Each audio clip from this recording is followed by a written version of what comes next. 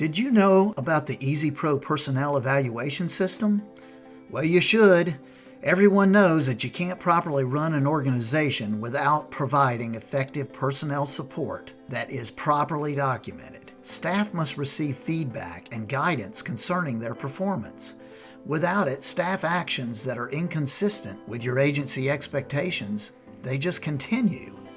In other words, staff evaluations are so very important to ensure that staff perform as you wish. However, in many organizations, staff evaluations are often an afterthought and rarely documented unless some external oversight group reviews and looks for such documentation. Organizations don't really want to fail, but of course they often do because they don't have a good system to make sure critical tasks are done. That's the reason EasyPro has this system, to make good organizations really strong and even better. So let's take a look at the system. From the main screen of EasyPro, click on Advanced HR. This will bring up the menu of the many services available through this module. From here, click on Performance Evaluation, which brings up a fully searchable database of all your personnel evaluations. From here, click on Performance Evaluation Data Entry. Now you see evaluations by employees. Just click on the Employee menu button to choose the employee you're interested in. Notice that Kevin Brooks had an evaluation on July 22nd. You can peruse the results of this evaluation directly from this page. When you scroll down, you can see the scoring for the performance category and the overall scoring. As you will note, this agency chose to have a very elaborate DSP evaluation. They have main categories with subcategories linked to all of the specific evaluation questions. Of course, you can customize these forms to suit your organization. This agency chose the broad categories to evaluate a DSP as the following. Number 1, health and safety care responsibilities.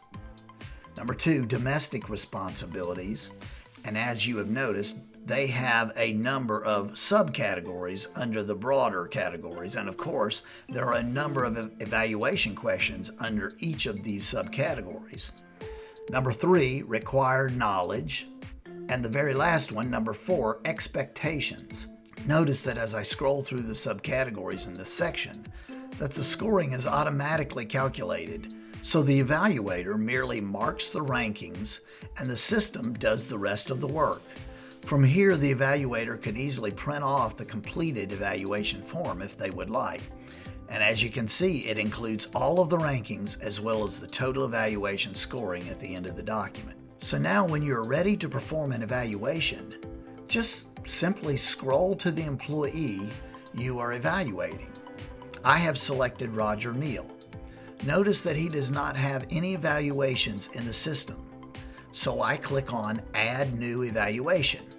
From here, I select the type of evaluation I intend to use. I select the annual evaluation for him. Then I select the evaluation format. Since Roger is not a DSP, I don't use the form we just looked at. Instead, I select the supervisor form. Then I put in my evaluation date. Keep in mind that we allow you to change this date to when you officially need the date of the evaluation form. Since he and I spoke about this back in July when we had lunch, I choose that date. Now keep in mind that this evaluation form is customizable for your agency's needs, but you will most likely feel very comfortable with the format categories and the questions in the system. There are a total of 20 questions on this supervisor evaluation. So I go through the form carefully, considering each of the questions and rating based upon my observations and prior dialogue with this employee.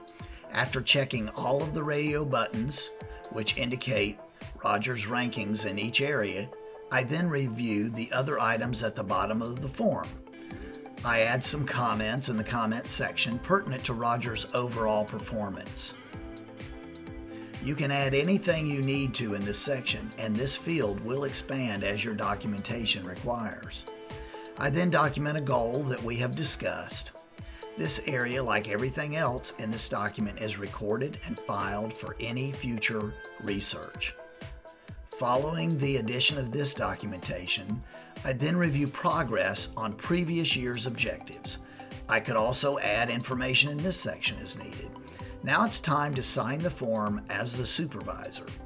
I just simply click on the field and then type in my password, which I use to access EasyPro. Once typed in, my signature has been added. And that's it. EasyPro has totaled up the evaluation scoring and the document has been saved in the system. So the next time my employee, Roger, logs into the system, he will receive an email alerting him that he has received a performance evaluation which needs to be signed. His email will take him to the form, and all he needs to do is review it and sign it. He clicks on the signature line and enters his credentials, and that's it. His signature is also attached, and his performance appraisal has been completed and is in the system ready for your next QA survey. This is such a powerful resource, and we hope you will take advantage of it. Please call us today if you have any questions and start using this evaluation form.